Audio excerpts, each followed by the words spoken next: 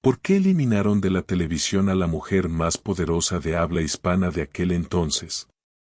La razón te sorprenderá. Pero el despido no fue lo peor que le ocurrió a Cristina Saralegui. Porque mientras la televisión la demolía públicamente, algo mucho más oscuro ya la estaba destrozando por dentro. Una herida de la infancia que nunca sanó. Una adicción heredada. Un hijo que casi muere antes de cumplir 20 años. Hoy descubrirás 4 revelaciones de la vida de Cristina que no te imaginas. Primero, lo que su padre le dijo a los 18 años y la marcó para siempre. Segundo, lo que el hombre más poderoso de México le exigió sin espacio para negociar. Tercero, lo que ocurrió en aquel estacionamiento de lo que Cristina pudo hablar muchos años después. Cuarto, su relación con su esposo, y el cuestionamiento que la puso entre la espada y la pared. Empecemos por el principio.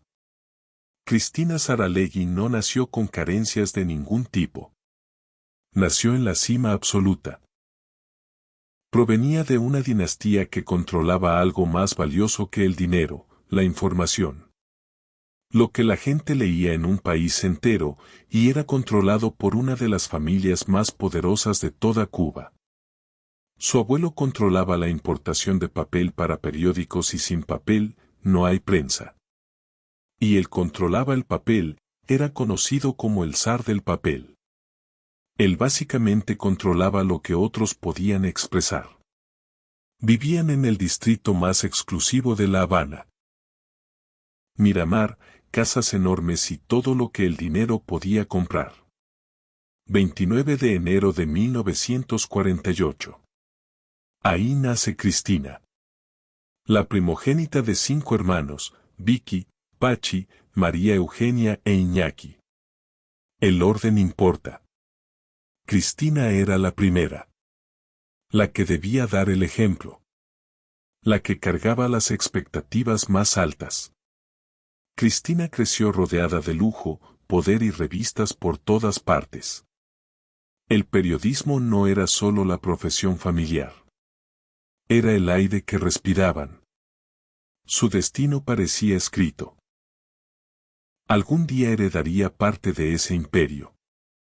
Algún día seguiría los pasos de su abuelo. Pero entonces llegó 1959. Y todo cambió en semanas. Fidel Castro tomó el poder. Lo que los Castro hicieron con las familias poderosas de Cuba está bien documentado. Confiscaciones. Expropiaciones. Nacionalizaciones. Palabras elegantes para decir que te arrebataban absolutamente todo. El gobierno revolucionario confiscó la mansión familiar en Miramar. Les quitaron el imperio de revistas. Tomaron control de la importación de papel. Todo lo que los Saralegui habían construido durante décadas se evaporó con la firma de un decreto. El zar del papel dejó de existir de un día para otro. Pero lo peor todavía no había comenzado. En 1960, la familia determinó que tenían que huir. No había futuro en la Cuba revolucionaria para gente como ellos. Eran exactamente el tipo de familia que el nuevo régimen quería destruir. Cristina tenía apenas 12 años. Era una niña que había vivido toda su vida en un palacio y ahora tenía que abandonarlo todo. La noche anterior a la partida, Cristina escuchó a sus padres planear el escape en susurros. Hablaban en voz baja para que los niños no escucharan. Cristina no comprendía que jamás regresarían. Pensaba que era temporal. Que pronto volverían a su mansión, sus juguetes, su vida. Pero lo que vino después fue aún más devastador. Su padre, Francisco René Saralegui, quedó retenido en la isla. No pudo salir con el resto de la familia. Durante 6 meses estuvo atrapado en Cuba mientras su esposa y sus 5 hijos esperaban en Miami sin saber si volverían a verlo. 6 meses completos. Una madre sola con 5 hijos en un país extraño. sin dinero, sin contactos, sin saber si su esposo estaba vivo. Cristina observó todo eso a los 12 años. Vio cómo su madre se desmoronaba lentamente bajo el peso de la incertidumbre. Entonces pasó finalmente lo que esperaban, Francisco René logró escapar. Cuando Francisco René finalmente llegó a Miami, era un hombre completamente distinto. La fortuna había desaparecido. El estatus se había evaporado. 6 meses de la vida de sus hijos se habían perdido para siempre. Los Saralegui, que habían sido una de las dinastías más influyentes de Cuba, ahora eran refugiados comenzando desde cero. Vivían en un departamento pequeño. Contaban cada centavo. No había servidumbre. No había jardines. No había invitados poderosos que vinieran a cenar. Solo una familia destrozada intentando reconstruirse en un país que no era el suyo. Cristina tuvo que aprender a existir sin privilegios. Que el poder de su abuelo había desaparecido junto con las revistas que el gobierno cubano había confiscado. Pero también aprendió algo más crucial, que la única riqueza que nadie puede arrebatarte es lo que llevas dentro. El conocimiento. Había una frase que los cubanos repetían constantemente, siempre pa' adelante. Nunca hacia atrás. Ni siquiera para tomar impulso. Cristina la escuchó por primera vez en esos días oscuros del exilio. Cristina jamás olvidó ese contraste brutal, la mansión de Miramar versus el departamento pequeño. 3 años. De princesa a refugiada. Ese contraste la definió completamente. Le enseñó que todo puede desaparecer en un instante. Que el poder es una ilusión. Que lo único que realmente posees es lo que construyes con tus propias manos. María Cristina de las Nieves Santamarina, la madre de Cristina, jamás se recuperó del exilio. El trauma de perderlo todo fue excesivo. La incertidumbre de esos 6 meses sin su esposo dejó cicatrices que nunca sanaron. Comenzó a beber. Inicialmente era ocasional. Una copa para calmar los nervios. Un trago para olvidar. Después se volvió diario.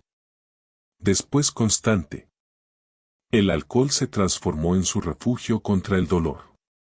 Este es un secreto que Cristina ha guardado durante décadas. Su madre era alcohólica. Y falleció a causa de su adicción. Cristina creció observando cómo el alcohol destruía a su madre lentamente. Viendo cómo la mujer elegante que había dirigido fiestas en Miramar se convertía en alguien irreconocible. Retén esto en tu memoria. Porque el alcohol va a reaparecer en esta historia.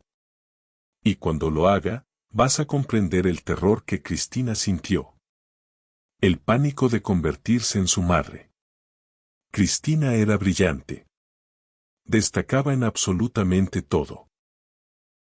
Tenía un talento natural para escribir. Las palabras fluían de ella con una facilidad que otros estudiantes envidiaban. En 1966, a los 18 años, ingresó a la Universidad de Miami. El periodismo corría por su sangre. Su futuro parecía prometedor. Pero entonces su padre tomó una decisión que la marcaría para siempre. Francisco René Saralegui había intentado reconstruir su fortuna en Miami. Pero no era lo mismo. No poseía las conexiones. No tenía el poder. No controlaba el monopolio del papel como en Cuba. Invirtió en un negocio que parecía prometedor. Y perdió casi todo. Ahora enfrentaba una decisión imposible. Solo podía costear la universidad de uno de sus 5 hijos. Tenía que elegir a quién darle esa oportunidad. Y a quién negársela. Y eligió a Pachi. Su hijo varón. Llamó a Cristina por teléfono.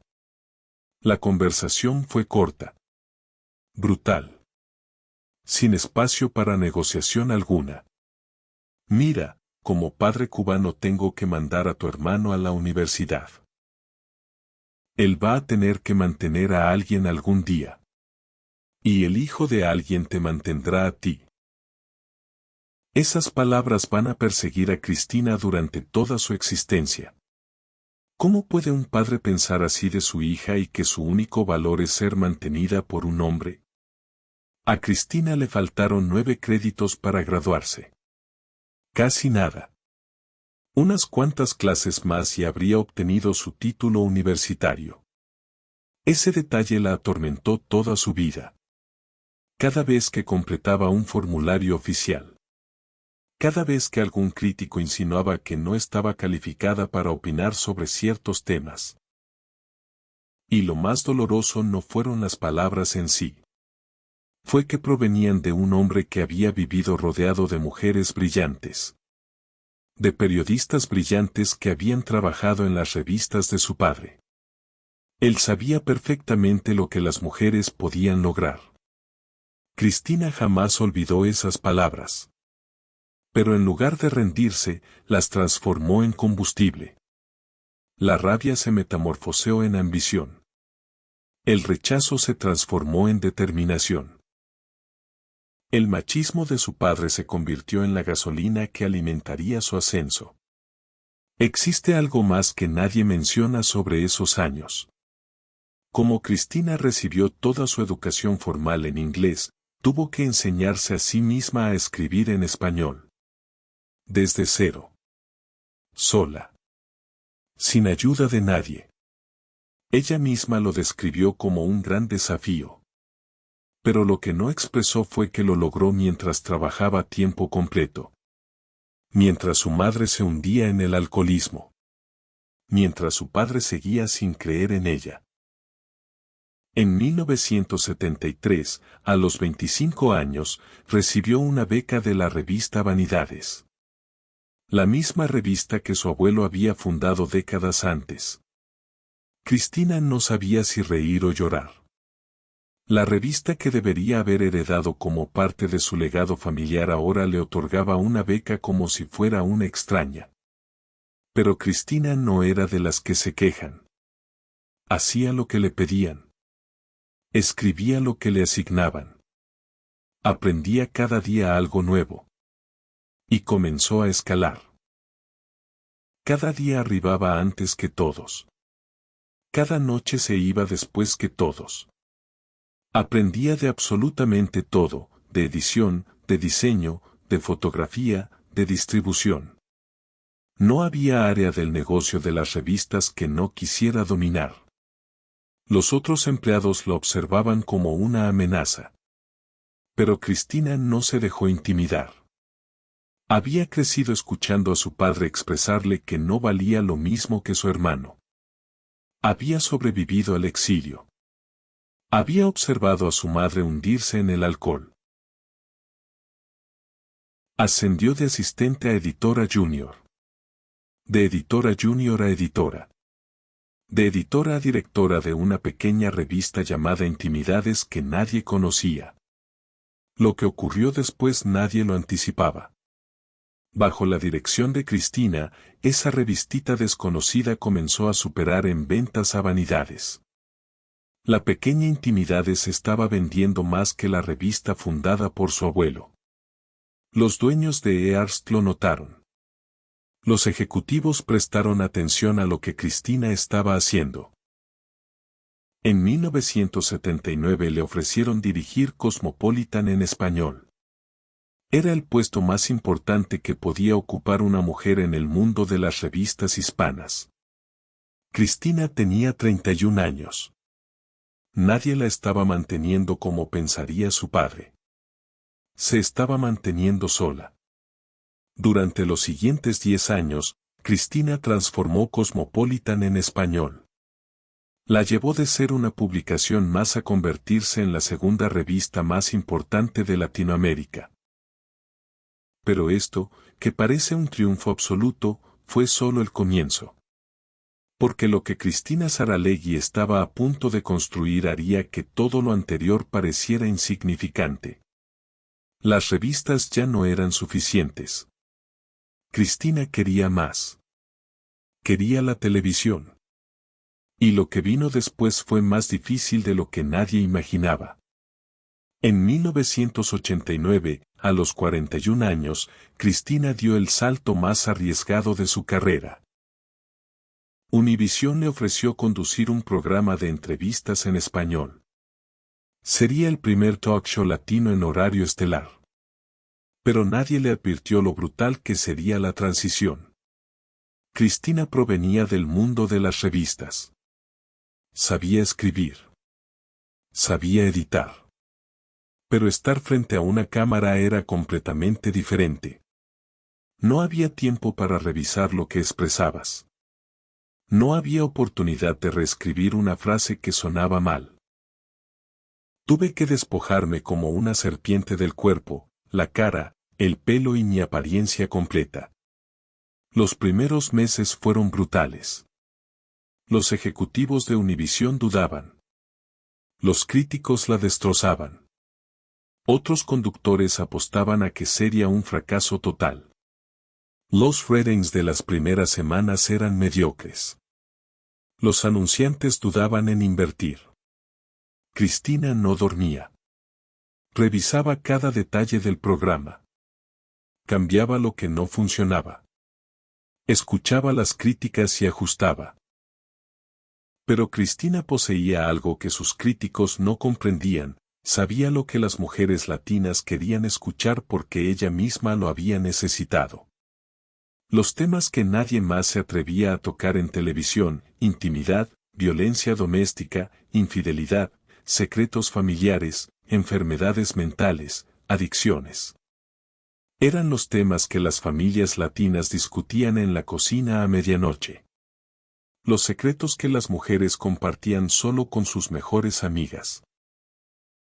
Por primera vez existía un espacio en televisión donde las mujeres latinas podían escuchar que no estaban solas.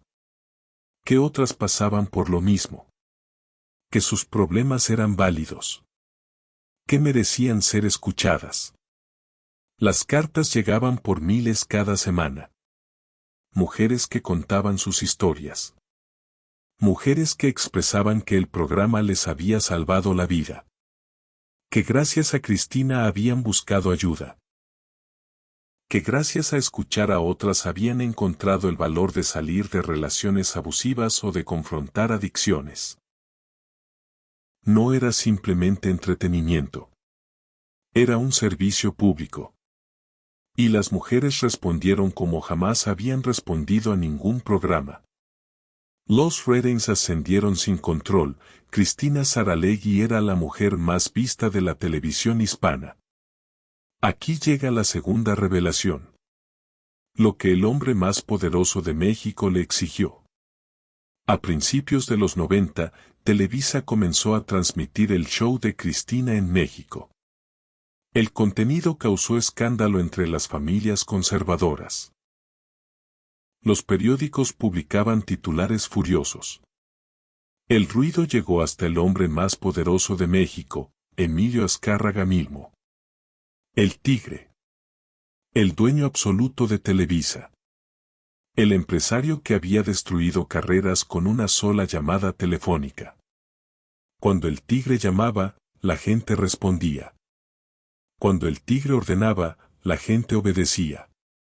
Azcárraga citó a Cristina en sus oficinas de la Ciudad de México. Ella sabía que ese hombre podía acabar con su carrera en México con una sola decisión.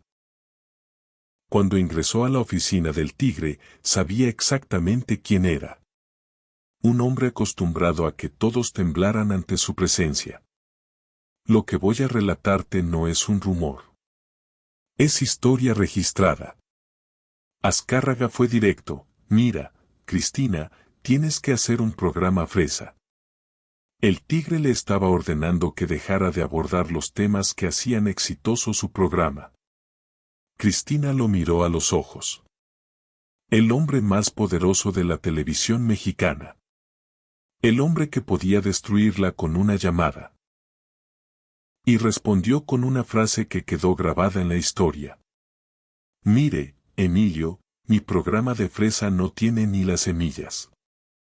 El tigre soltó una carcajada. No esperaba esa respuesta. Nadie le hablaba así. Esta cubanita tiene huevos, expresó. Y Cristina continuó diciendo. Mi programa es para mi gente en Estados Unidos. Todas las cosas que hablamos son una realidad que nosotros enfrentamos. Así que usted tiene que elegir si mantiene el programa al aire o lo cancela. Nadie le había dado un ultimátum al tigre Azcárraga. Nunca. El resultado fue un compromiso que en realidad era una victoria para Cristina. Azcárraga la movió del Canal 2 al Canal 9. Era un castigo. Una forma de demostrar que él seguía poseyendo el poder. Pero años después, el Canal 9 se transformó en una red nacional. Y adivina quién estaba en horario estelar cuando eso ocurrió. Cristina Saralegui. Ella había ganado. Pero no te vayas todavía. Porque la tercera revelación viene justo después de relatarte lo que ocurrió detrás de cámaras. Y te prometo que es aún más impactante. El show de Cristina se transformó en un fenómeno sin precedentes. Ganó 12 premios Emmy. Llegó a 100 millones de hogares en Estados Unidos, Latinoamérica y Europa. Recibió una estrella en el Paseo de la Fama de Hollywood. Fue la primera personalidad de televisión hispana en conseguir ese honor. La primera en lograrlo. La revista Time la nombró una de las 25 hispanas más influyentes. Una encuesta de People en español la declaró la personalidad más confiable de la televisión hispana. Más confiable que Oprah Winfrey. Ese dato merece repetirse. Los latinos confiaban más en Cristina Saralegui que en Oprah. La reina de la televisión americana no era rival para la reina de la televisión hispana en su propio territorio. Los números eran asombrosos. Transmitían su programa en 18 países simultáneamente. Las mujeres organizaban sus días alrededor del horario del show. Cancelaban citas. Posponían compromisos.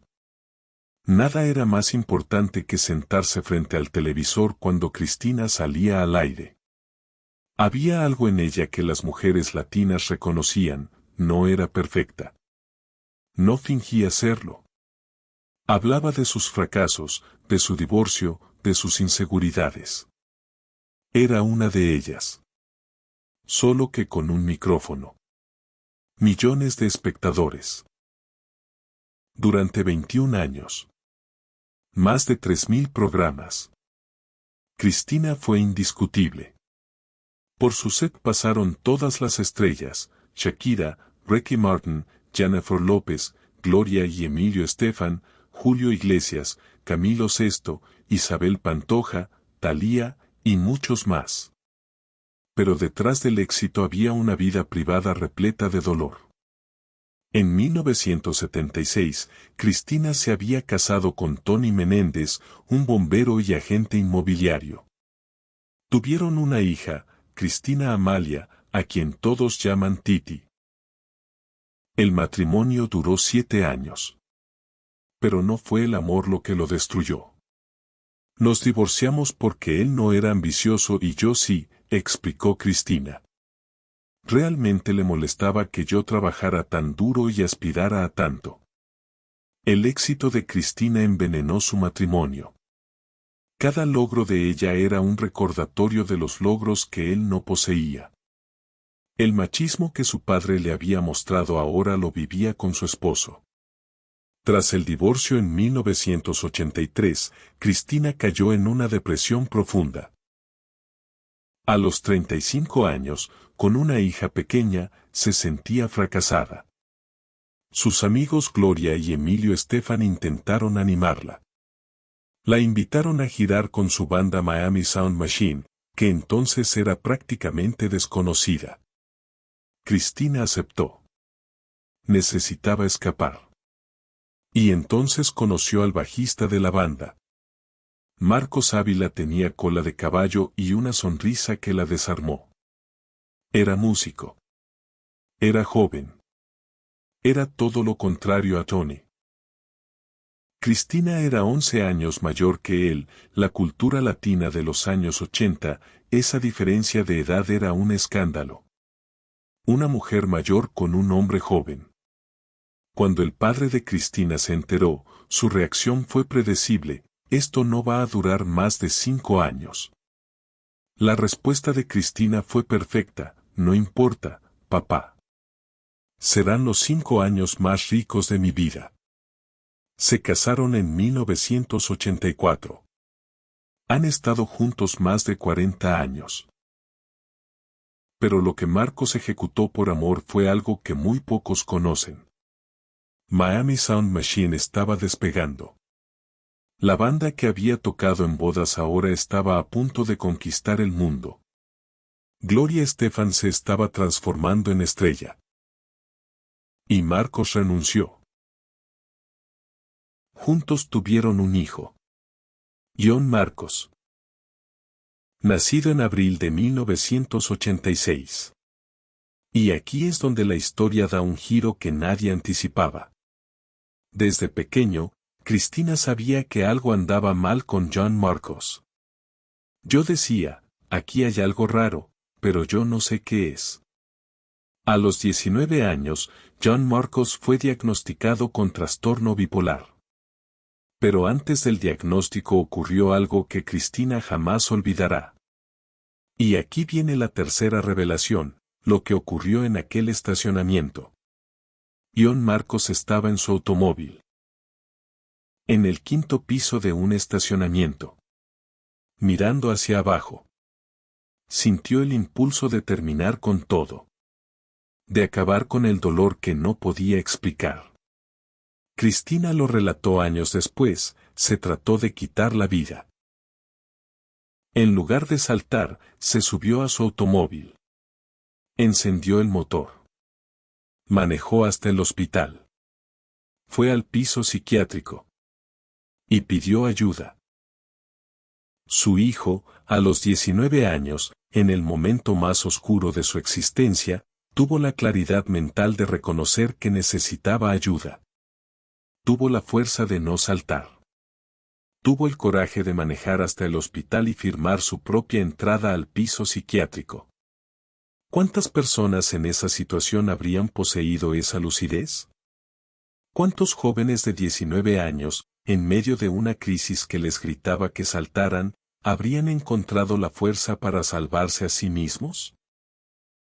Pero eso no fue todo lo que Cristina descubrió. Su hijo se cortaba. Las autolesiones habían estado ocurriendo sin que ella lo supiera. Los cortes escondidos bajo la ropa. Las señales que había ignorado porque no sabía qué significaban. Empecé a ir a esa psiquiatra con mi hijo para aprender juntos, expresó Cristina. Cristina usó su plataforma para abordar salud mental en la comunidad latina. Era casi un tabú absoluto. Los latinos de esa generación crecieron escuchando que la depresión era pereza.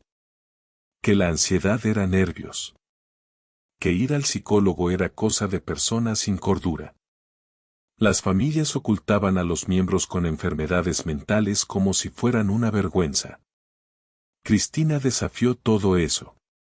Habló de su hijo en televisión nacional. La historia de John Marcos tuvo un desenlace esperanzador.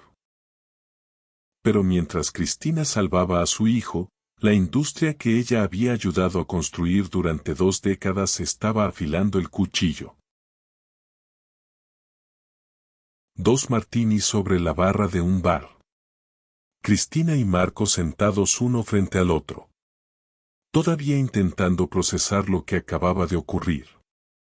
¿Qué pasó? ¿Qué fue eso?, preguntó ella. Porque incluso ahí, con el martini en la mano, no lograban creerlo. Noviembre de 2010. Después de 21 años al aire, Univisión había cancelado el show de Cristina. Pero retrocedamos un momento. Porque para comprender el tamaño de esta traición necesitas entender lo que estaba ocurriendo simultáneamente en la vida de Cristina. 63 años tenía Cristina cuando recibió la noticia. Le faltaban exactamente 2 años para retirarse con dignidad. No le otorgaron esos 2 años. Le pregunté a la persona que me lo estaba haciendo saber, le dije. Tú me estás votando, porque no lo podía creer. La respuesta fue cobarde, envuelta en promesas vacías. No, no, no, tú vas a seguir haciendo especiales para la cadena. Cristina cortó esa conversación con dignidad absoluta, dice quien, yo no voy a hacer ningún especial para esta cadena. Hasta nunca. Y entonces ejecutó algo que revela su verdadero carácter. Se subió al automóvil con Marcos. Fueron directo a un bar. Ordenaron 2 martinis. Y se miraron intentando procesar la traición. Años después, Cristina revelaría la verdad cruda detrás de la decisión ejecutiva, no te sacan cuando te va bien, sino porque buscan a personas más baratas que están esperando en la puerta. Lo va a hacer mal, no va a pegar con el público, pero es carne barata. Cristina estuvo 21 años construyendo un imperio. 12 premios Emmy. Más de 120 millones de hogares alcanzados. Miles de mujeres que encontraron voz gracias a su plataforma. Y al final, todo se redujo a una línea en una hoja de cálculo que alguien determinó que debían buscar a alguien más barato. 21 años. Da un triunfo más esperado a la humillación más descarnada. Los ejecutivos que firmaron esa decisión nunca comprendieron qué significaba ese show para millones de mujeres latinas. Para ellos, Cristina Saralegui era simplemente un costo operativo que había que reducir. Yo me sentí como una porquería de persona. Yo tenía 63 años. Quiere decir que después de haberles dado mi vida, me quedaban 2 años solamente para retirarme con honores, con una fiesta bonita, con mis empleados conmigo, que eran mi familia. Y no esperaron ni esos 2 años para hacer lo que hicieron, que fue muy feo. 30 empleados dependían de ella. 30 familias. Y fue Cristina quien tuvo que comunicarles personalmente que todo había terminado. Esta vez, el mantra que la había sostenido durante décadas no funcionaba. Pa'lante había sido su guía desde el exilio cubano. Siempre hacia adelante. Nunca retroceder. Pero ahora no había hacia dónde avanzar ni sueño que perseguir. Solo el vacío de una gran pérdida. La depresión la devoró. No era simplemente la pérdida del empleo. Era la evaporación de su identidad completa. Las mañanas llegaban sin propósito. Se levantaba sin saber qué ejecutar con las horas que se extendían interminablemente frente a ella. El silencio de la casa se sentía como una tumba donde había sido enterrada viva. Cristina carecía de empleo. Y eso la estaba destruyendo desde adentro. Pero lo que voy a revelarte ahora es lo que casi nadie conoce. Lo que ella mantuvo en secreto durante años. Y lo que casi la aniquila para siempre. Cristina comenzó a beber, su madre había fallecido por el alcohol. Y ahora estaba cayendo en lo mismo. Tengo un borracho malo, confesó. Esa frase es más reveladora de lo que parece. Un borracho malo. Significa que cuando bebía se transformaba completamente. No era de las que se ponían alegres con el alcohol, sino todo lo contrario. El alcohol extraía lo peor de ella. Y ahora llegamos a la cuarta y última revelación, la pregunta que su esposo le hizo una noche. Una sola pregunta que la obligó a elegir entre su legado o terminar como su madre. Marcos Ávila. El hombre que había abandonado Miami Sound Machine por ella. El hombre que había sido su roca durante más de 30 años le hizo una pregunta que retumbó en lo más profundo de su alma. ¿Quieres ser recordada como una gran periodista o como una vieja borracha? Vieja borracha. Como su madre. Como lo que ella más temía convertirse.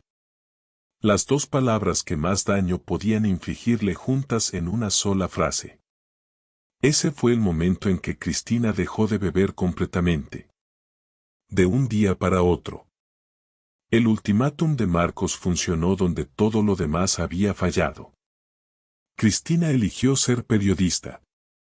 Eligió su legado. Eligió no transformarse en su madre. Pero las tragedias no habían concluido.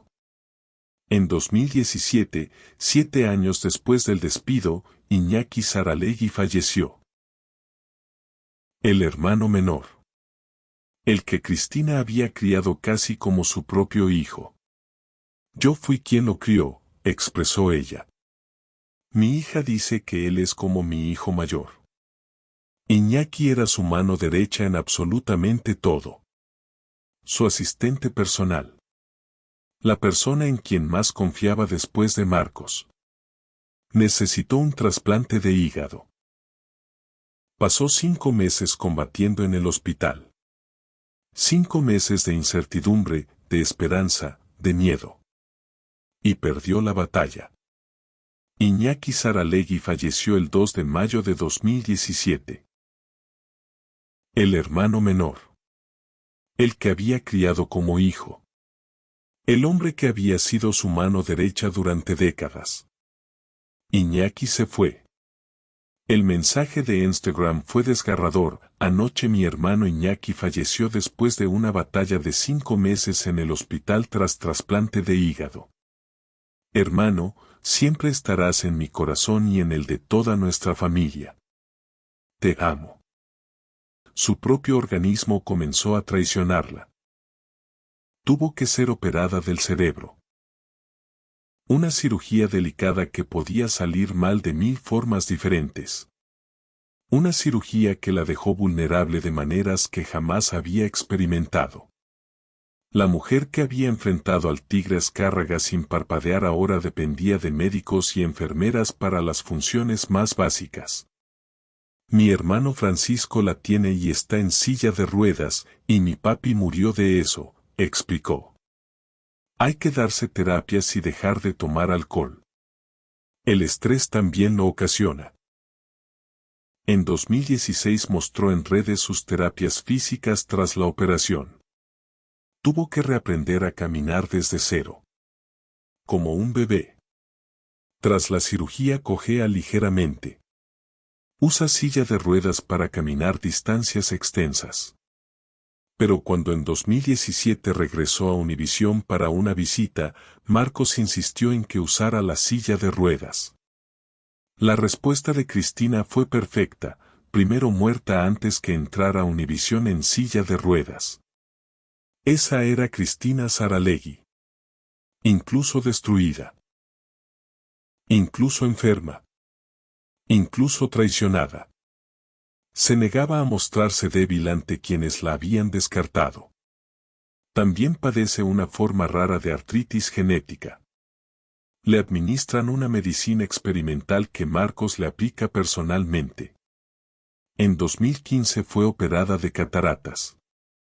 Entre el despido y las tragedias, Cristina intentó retornar a la televisión. En 2011 lanzó Pa'lante con Cristina en Telemundo. Duró un año. Cristina se sentía sucia trabajando para la competencia. El público lo percibió. Los ratings lo reflejaron. El experimento en Telemundo fracasó. Y Cristina se desvaneció de la televisión. Décadas entrevistando a las estrellas más grandes del mundo latino.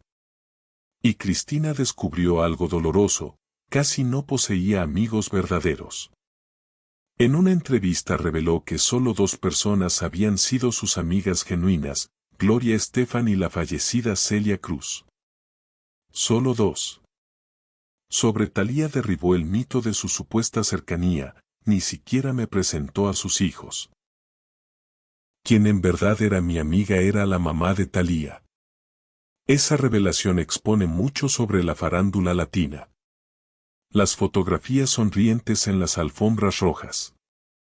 Los abrazos efusivos frente a las cámaras. Las declaraciones de cariño en las entrevistas. Todo era actuación.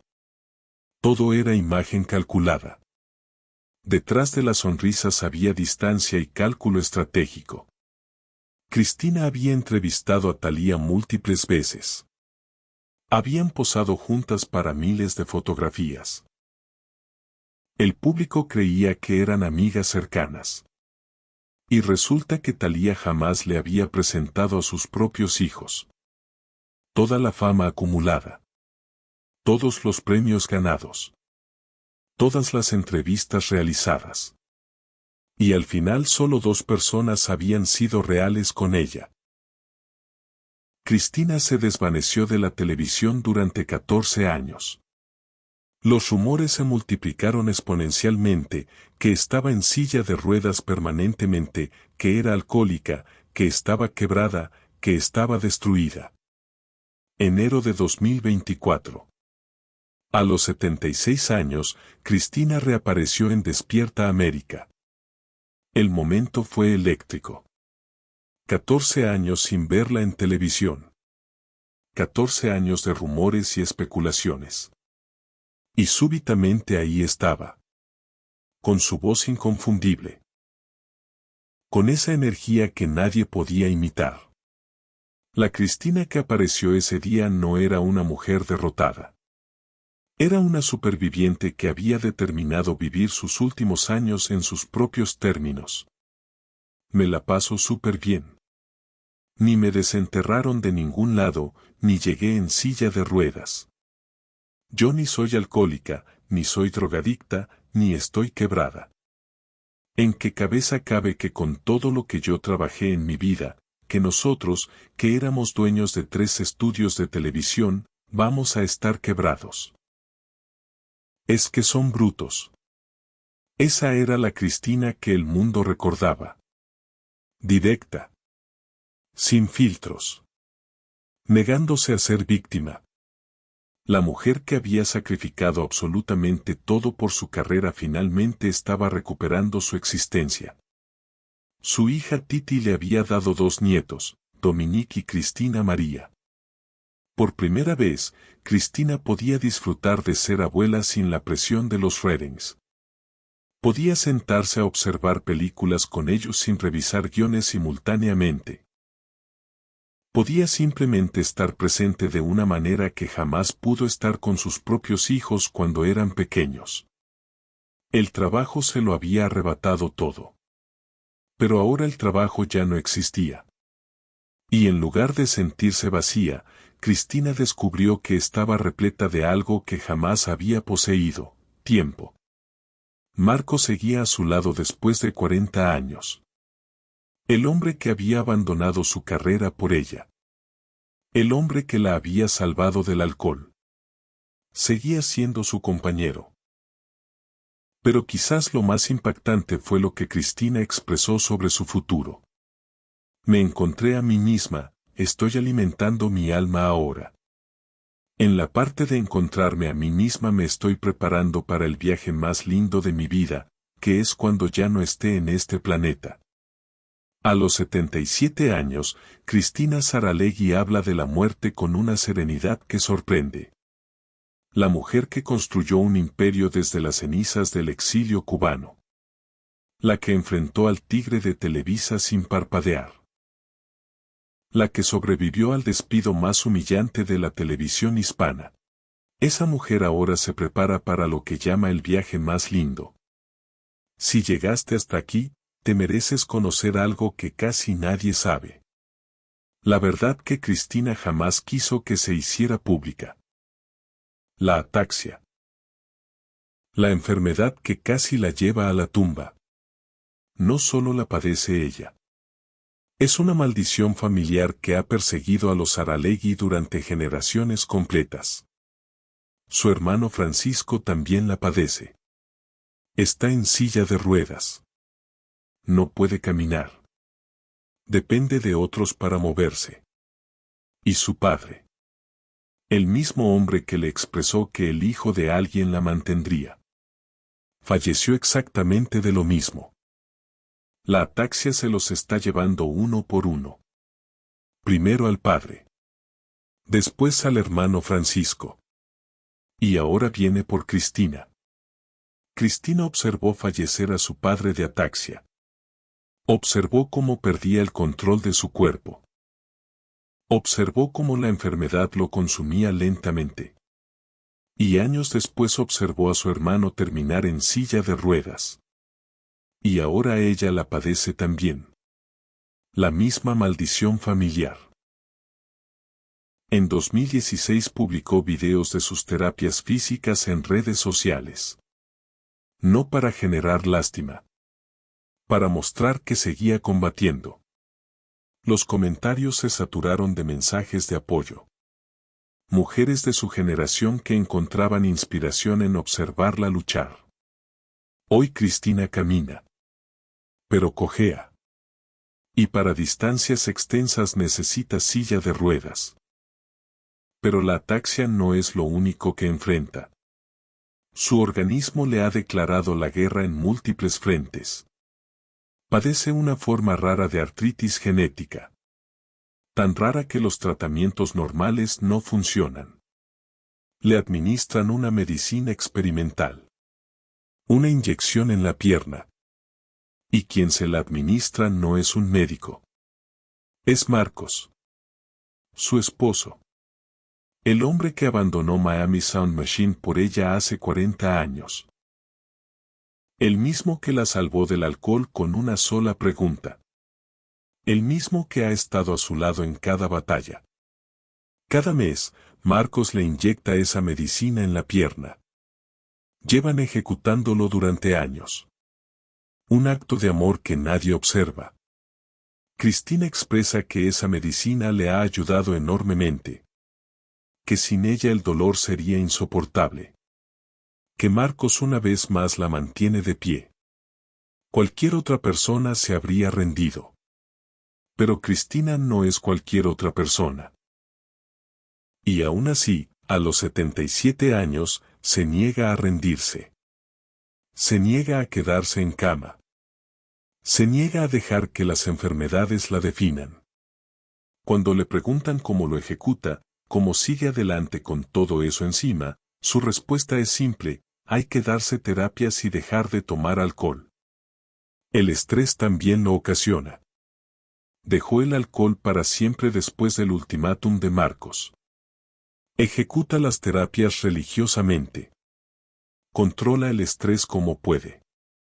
Y sigue adelante. Un día a la vez. Un paso a la vez. Pa'lante. Siempre pa'lante. Incluso cuando el organismo expresa que no. Incluso cuando cada paso duele. Incluso cuando sería más fácil quedarse sentada. Existe algo más que muy pocos conocen. Algo que desmiente completamente la imagen de víctima que algunos quisieron crear después de su despido. Cristina y Marcos no solo eran esposos. Eran dueños de un imperio. 3 estudios de televisión. Productoras. Negocios. Cristina Saralegui demostró algo que su padre jamás comprendió: no necesitaba que el hijo de nadie la mantuviera. Se mantuvo sola. Construyó todo sola. Y cuando intentaron destruirla, se reconstruyó sola. Pero lo más importante que demostró fue esto: que una mujer latina podía alcanzar la cima del mundo del entretenimiento, caer hasta el fondo y volver a levantarse. Que el machismo de su padre estaba equivocado. Que las mujeres podían construir imperios sin necesitar a ningún hombre que las mantuviera. Esa es la historia que la televisión hispana no quiere que recuerdes.